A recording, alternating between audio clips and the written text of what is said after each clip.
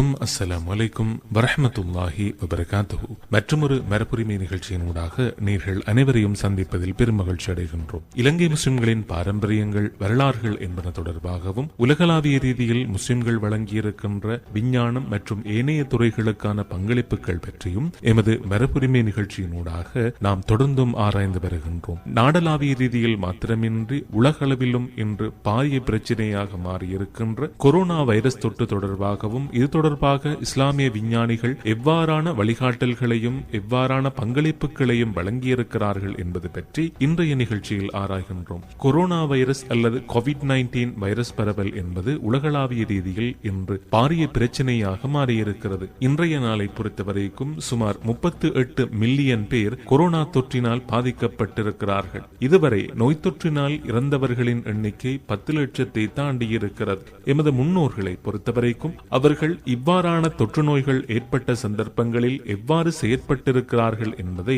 நாம் வரலாற்று ரீதியாக ஆராய்வது அவசியமாகும். குறிப்பாக ரசூலுல்லாஹி ஸல்லல்லாஹு அலைஹி வஸல்லம் அவர்கள் இவ்வாறான சந்தர்ப்பங்களில் எவ்வாறு செயற்பட வேண்டும் என்பது பற்றி எமக்கு சிறந்த முறையில் அறிவுறுத்தல் வழங்கியிருக்கிறார்கள். குறிப்பாக நபிகள் நாயகம் ஸல்லல்லாஹு அலைஹி வஸல்லம் அவர்களின் காலப்பகுதியில் ஒரு பிரதேசத்தில் தொற்று நோய் ஏற்பட்ட போது ஸல்லல்லாஹு அலைஹி வஸல்லம் அவர்கள் அங்கிருந்த மக்களுக்கு இவ்வாறு விளக்கம் அளித்தார்கள். குறிப்பிட்ட ஒரு பிரதேசத்தில் தொற்று நோய் காணப்படுமாயின் அந்த பிரதேசத்திற்கு வேறு ஒருவரும் செல்ல வேண்டாம் என்றும், தொற்று நோய் ஏற்பட்ட பகுதியைச் சேர்ந்த மக்கள் வேறு இடங்களுக்கு செல்ல வேண்டாம் என்றும் ஸல்லல்லாஹு அலைஹி வஸல்லம் அவர்கள் கூறியதை நாம் வரலாற்றின் ஊடாக பார்க்கின்றோம். இதே போன்று ஆரோக்கியமான ஒரு மனிதனையும் ஆரோக்கியம் அற்ற ஒரு நோயாளியையும் ஒரே இடத்தில் வைக்க வேண்டாம் என்றும் நபிகள் நாயகம் ஸல்லல்லாஹு அலைஹி வஸல்லம் அவர்கள் கூறியிருப்பதை நாம் இந்த இடத்தில் ஞாபகப்படுத்துவது அவசியமாக இருக்கிறது. கொரோனா உட்பட பாரிய அளவிலான மோசமான தொற்று நோய்களுக்கு எவ்வாறு முகம் கொடுக்க வேண்டும் என்பது பற்றியும், அது தொடர்பாக எமது விஞ்ஞானிகள் எவ்வாறான பங்களிப்புகளை வழங்கியிருக்கிறார்கள் என்பது தொடர்பாகவும் நாம் இவ்வாறான சந்தர்ப்பங்களில் ஆராய்வது அவசியமாகும். மருத்துவ உலகின் தந்தை என்று அழைக்கப்படும் அலி இப்னு சீனா அவர்களும், அதே போன்று புவியியல் துறையின் தந்தை என்று அழைக்கப்படும் அல்பிரூனி அவர்களும் இவ்வாறான கொரோனா போன்ற தொற்று நோய்களிலிருந்து சமூகத்தை எவ்வாறு பாதுகாத்துக் கொள்ளலாம் என்பது பற்றி 1000 வருடங்களுக்கு முன்னரே நவீன விஞ்ஞானத்திற்கு விளக்கம் அளித்திருக்கிறார்கள். குறிப்பாக இன்றைய காலத்தில் குவாரண்டைன் என்ற சொல் புதுமையாக பேசப்படுகிறது. நவீன மருத்துவத்துறையின் தந்தை என்று அழைக்கப்படும் அலி இப்னு சீனா அவர்கள் மேற்குலக நாடுகளில் அவிசினா என்று அழைக்கப்படுகிறார்கள். அன்றைய பரந்த பாரசீகத்தில், அதாவது இன்றைய உஸ்பெகிஸ்தான் நாட்டில் கிறிஸ்துக்கு பின் 980ஆம் ஆண்டில் அலி இப்னு சீனா அவர்கள் பிறந்தார்கள். அவர்கள் நுண்ணுயிர்களால் ஏற்படுகின்ற, அதாவது பாக்டீரியாக்களால் ஏற்படுகின்ற நோய்களினால் அன்றைய மக்கள் பாரிய பிரச்சனைகளை எதிர்நோக்குவதை அறிந்து கொண்டார்கள். மனிதனில் இருந்து மனிதனுக்கு நுண்ணுயிர் அல்லது வைரஸ்கள் பரவுவதை தடுப்பதற்காக குறித்த நோய் தொற்றுக்கு உள்ளான ஒருவரை 1 மாதமும் 10 நாட்களும், அதாவது 40 நாட்கள் தனிமைப்படுத்தி வைக்கும் முறையை அலி இப்னு சீனா அவர்கள் அறிமுகம் செய்தார்கள். இந்த முறை அர்பஈன் என்று அரபு மொழியில் அழைக்கப்பட்டது.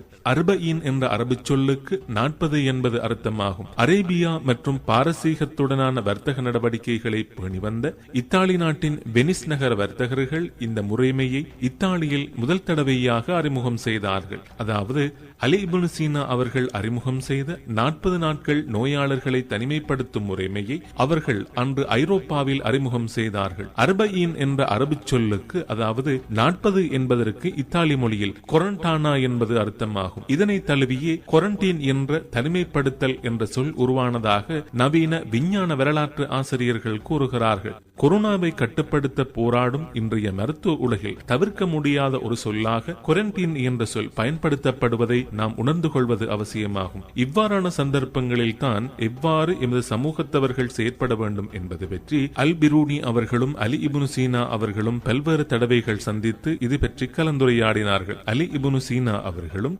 அல்பிரூனி அவர்களும் உஸ்பெகிஸ்தான் நாட்டில் பிறந்தார்கள். அவர்கள் இருவரும் விஞ்ஞானத்திற்கும் மருத்துவத்திற்கும் பாரிய அளவிலான பங்களிப்புகளை வழங்கி வந்திருக்கிறார்கள். இந்த சம்பவமானது இன்றுடன் 11 நூற்றாண்டுகளுக்கு முன்னர் இடம்பெற்ற சம்பவமாக வரலாற்றில் இடம் பிடித்திருக்கின்றது. இவ்வாறான விடயங்களை அலி இப்னு சீனா அவர்கள் தனது கானூன் அல் திப் என்ற நூலில் குறிப்பிட்டிருக்கிறார்கள். இந்த சந்தர்ப்பத்தில் இப்னு சீனா அவர்கள் அல்பிரூனி அவர்களை சந்திப்பதற்காக சென்றார்கள். இதன் போது அலி இப்னு சீனா அவர்களை வரவேற்ற அல்பிரூனி அவர்கள் அலி இப்னு சீனா அவர்களை ஆற தழுவுவதற்கான முயற்சிகளை மேற்கொண்டார்கள். Men inser Sina men. ibn Sina?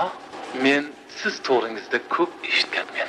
Marhabo do'stim. Buyursangiz, bizga avval toza ustivosh bilan yuz qo'l yuvish uchun biroz sirka bersalar. இதன் போது அதனை தடுத்து நிறுத்திக் கொண்ட இப்னு சீனா அவர்கள், நாம் இருவரும் முசாஃபஹா செய்து கொள்வதற்கு முன்னர் எமது கரங்களை கழுவிக்கொள்வோம் என்று ஆலோசனை வழங்கினார்கள். தொற்று நோய்கள் ஏற்பட்டிருக்கின்ற சந்தர்ப்பங்களில் முதல் தடவையாக மக்களை அமைதிப்படுத்தி அவர்களை அச்சத்திலிருந்து பாதுகாப்பது எம் அனைவரதும் பொறுப்பாகும் என்று அலி இப்னு சீனா அவர்கள் அந்த இடத்தில் அல்பிரூனி அவர்களை பார்த்து கூறினார்கள். இதே போன்று புகாரா நகரில் அமைந்திருக்கின்ற பிரதான சந்தைகள் அமைந்திருக்கின்ற பல்வேறு இடங்களிலும் மக்களை ஒன்று கூட வேண்டாம் என்று அலி இப்னு சீனா அவர்கள் தனது சக விஞ்ஞானியான அல்பிரூனி அவர்களுக்கு ஆலோசனை வழங்கினார்கள். இதன் போது பள்ளிவாசல்களையும் பஜார்களையும் மூடிக்கொள்ளுமாறும் அவர் ஆலோசனை வழங்கினார். ஆனால் இவ்வாறான சந்தர்ப்பத்தில் பள்ளிவாசல்களை நாம் மூட வேண்டுமா? இவ்வாறான நிலையில் தொழுகைகளை நிறுத்த வேண்டுமா? மக்கள் இதனை விரும்ப மாட்டார்களே என்று அலி இப்னு சீனா அவர்களை பார்த்து அல்பிரூனி அவர்கள் கேள்வி எழுப்பினார்கள். இதனைத் தொடர்ந்து இது தொடர்பாக புகாரா நகரின் பிரதான நிலையங்களுக்கு அரச தூதுவர் ஒருவர் அனுப்பப்பட்டு பின்வருமாறு செய்தியை அனுப்பினார்கள். உங்கள் அனைவருக்கும் தெரியும், இப்பொழுது இந்த ஊரிலே மிகப்பெரிய தொற்று நோய் ஒன்று ஏற்பட்டிருக்கிறது. இதனால் உங்களுக்கு ஆலோசனை சொல்வதற்காக முஸ்லிம் உலகின் மிகப்பெரிய விஞ்ஞானியும் மருத்துவருமான அலி இப்னு சீனா அவர்கள் எமது புகாரா நகருக்கு வருகை தந்திருக்கிறார். உடனடியாக நீங்கள் அனைவரும் தூரமாகி சமூக இடைவெளியை பேணிக் கொள்ளுங்கள் என்று அரச தூதுவர் அவர்கள் அறிவித்துக் கொண்டார்கள். இதனைத் தொடர்ந்து பஜார் பிரதேசத்திற்கு சென்ற அரச தூதுவர் அவர்கள் அந்த இடத்தில் இருந்த வியாபாரிகளை நோக்கி, உங்களுடைய நாணயங்களை, நீங்கள் பயன்படுத்துகின்ற நாணயங்களை வினாக்கிரியை பயன்படுத்தி அவற்றை கழுவிக் கொள்ளுங்கள் என்று ஆலோசனை வழங்கினார்கள்.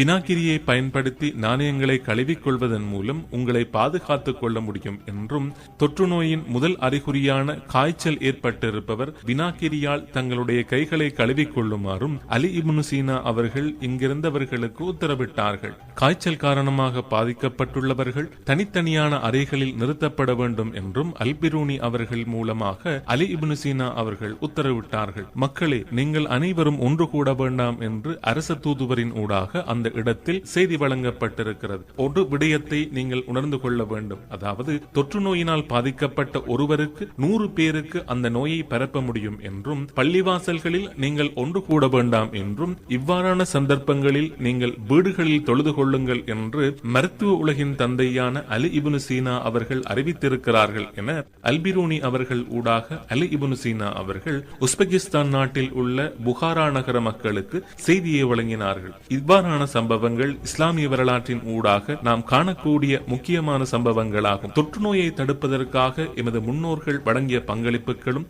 எமது விஞ்ஞானிகள் வழங்கிய பங்களிப்புகளும் இதன் மூலம் உறுதிப்படுத்தப்படுகிறது. இன்ஷா அல்லாஹ் இவ்வாறான பங்களிப்புகள் பற்றி நாம் எமது ஏனைய நிகழ்ச்சிகளினூடாக தொடர்ந்தும் பார்க்கவிருக்கின்றோம். மற்றொரு மரபுரிமை நிகழ்ச்சியினூடாக நேர்கள் அனைவரையும் சந்திக்கும் வரை விடைபெற்றுக் கொள்கின்றோம். மரபுரிமை நேர்கள் அனைவருக்கும் அஸ்ஸலாமு